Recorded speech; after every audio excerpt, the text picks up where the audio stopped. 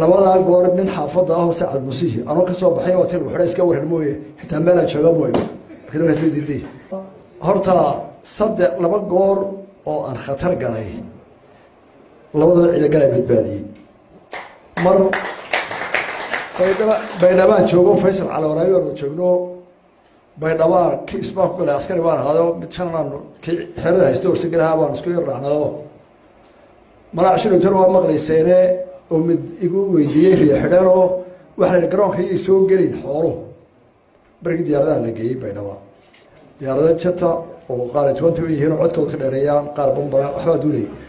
anoo shaqada leh ayuu dib soo galay weyn ana amarkii baan haystaa dibiga wixii soo galay dibigii baan qabto askar saaru qalay show dibiga waxa la gabadh ninkan ciidanka haystay jalanka xaaskiisa oo kuuriya laga keenay oo jaamus dhabba la isiyo kacandid baa lagu qoray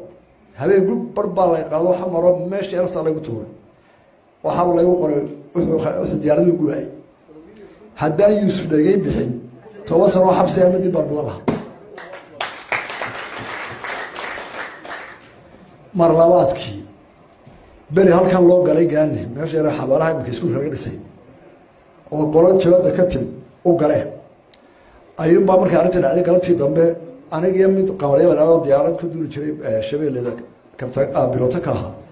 ayuu baa naga hurdo doorna qabteen dab aakhiran lagu riday waana rawaay meel kasta waa la maray afar cisho cilin arkooyay haddaan ilaahay cabdilaahi kaayoo bixina todoba kuwina baanta la qabtay 12 sano xabsi dhameeyay cabdilaahi kaan baa ka soo baxay baanta taas waa abtiyaasha inta dhex martay labadaa goor nin xaafadda ah oo sacad musiihi anoo ka soo baxay oo til waxay iska waran mooye xitaa meelaan jooga mooye markii